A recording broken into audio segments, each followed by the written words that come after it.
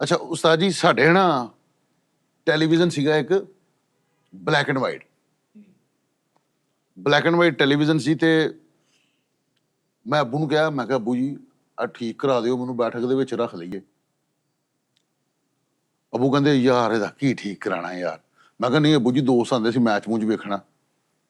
ਕਹਿੰਦੇ ਯਾਰ ਇਸ ਤਰ੍ਹਾਂ ਕਰ 17 ਮਾਰਕੀਟ ਹੈ ਨਾ ਇੱਕ ਉਹ ਇਲੈਕਟ੍ਰੀਸ਼ੀਅਨ ਹੁੰਦਾ ਸੀਗਾ ਉਹਦੇ ਕੋਲ ਲੈ ਗਏ ਅਸੀਂ ਤੇ ਉਹ ਮੈਨੂੰ ਕਹਿੰਦਾ ਪੁੱਤਰ ਸ਼ਾਮ ਨੂੰ ਆ ਜੀ ਭਤੀਜੇ ਆ ਸ਼ਾਮ ਨੂੰ ਆ ਜੀ। ਮੈਂ ਕਿਹਾ ਠੀਕ ਹੋ ਗਿਆ। ਮੈਂ ਅੱਬੂ ਨੂੰ ਦੱਸਿਆ ਮੈਂ ਕਿਹਾ ਅੱਬੂ ਜੀ ਮੈਂ ਦੇ ਆਇਆ ਸੀ ਭਾਜੀ ਨੂੰ ਉਹ ਕਹਿੰਦੇ ਸੀ ਸ਼ਾਮ ਨੂੰ ਆ ਜੀ। ਤੇ ਹੁਣ ਸ਼ਾਮ ਨੂੰ ਆ ਗਿਆ ਤੇ ਉਹਨੇ ਹਣਾ ਕਹਿੰਦਾ ਪੁੱਤਰ ਵੈਰੀ ਸੋਰੀ ਹੈ ਪੁੱਤਰ ਠੀਕ ਨਹੀਂ ਹੋਣਾ।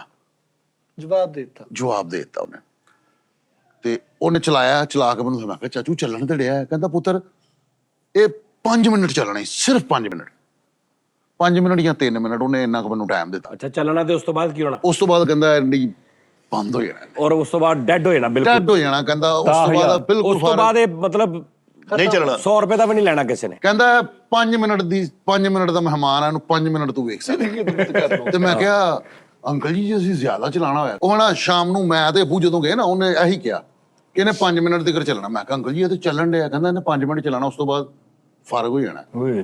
ਤੇ ਮੈਂ ਕਿਹਾ ਨਹੀਂ ਅੰਕਲ ਜੀ ਇਹਨੂੰ ਠੀਕ ਕਰੋ। ਕਹਿੰਦਾ ਬੇਟਾ ਇਹਦਾ ਪੁਰਜ਼ਾ ਹੀ ਇੰਨਾ ਮਹਿੰਗਾ ਵਾ ਕਿ ਇਹਨੇ ਦਾ ਟੈਲੀਵਿਜ਼ਨ ਨਹੀਂ ਹੈ ਮੈਂ ਤੈਨੂੰ ਇਹਨੇ ਦਾ ਕਲਰ ਦੇ ਦਿੰਦਾ।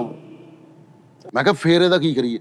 ਮੈਂ ਕਿਹਾ ਅਗਰ ਜ਼ਿਆਦਾ ਚਲਾਣਾ ਹੋਵੇ ਕਹਿੰਦਾ ਹਾਂ ਇਹਦਾ ਇੱਕ ਹੱਲ ਹੈਗਾ ਬੇਟਾ ਇਹਨੂੰ 5 ਮਿੰਟ ਪੂਰੇ ਨਹੀਂ ਹੋਣ ਦੇਣੇ 5 ਮਿੰਟ ਪੂਰੇ ਨਹੀਂ ਹੋਣੇ 4 ਮਿੰਟਾਂ ਤੇ ਬੰਦ ਕਰ ਫਿਰ ਅੱਧਾ ਘੰਟਾ ਦਾ ਸਟੇ ਦਵਾਣਾ ਫਿਰ 5 ਮਿੰਟ ਚਲਾ ਲਓ ਠੀਕ ਹੈ। ਅੱਛਾ ਅੱਧਾ ਘੰਟਾ ਸਟੇ ਅੱਛਾ 5 ਮਿੰਟ ਚਲੋ 4 ਮਿੰਟ ਚਲਾ ਕੇ ਅੱਧਾ ਘੰਟਾ ਬੰਦ ਕਰਨਾ ਫਿਰ 4 ਮਿੰਟ ਚਲਾ ਫਿਰ 4 ਮਿੰਟ ਚਲਾਉਣਾ। 5 ਮਿੰਟ ਪੂਰੇ ਨਹੀਂ ਹੋਣ ਦੇਣੇ ਯਾਰ ਇਹੋ ਜਿਹੇ ਟੀਵੀ ਤੇ ਬੰਦਾ ਡਰਾਮਾ ਵੇਖਦਾ ਹੋਵੇ ਕਿ ਉਹਦਾ ਨਾ ਬੇਟਾ ਉਹਦਾ ਕੰਪਰੈਸਰ ਜਿਹੜਾ ਜਾਂ ਕੋਈ ਐਸਾ ਹੈ ਸੀਗਾ Heat up ਹੋ ਗਰਮ ਹੋ ਜਾਂਦਾ ਸੀ। ਉਹਨੇ ਸੜ ਜਾਣਾ ਸੀਗਾ ਉਹਨੂੰ ਸਟੇਜ ਦੇਣਾ ਜ਼ਰੂਰੀ ਸੀਗਾ।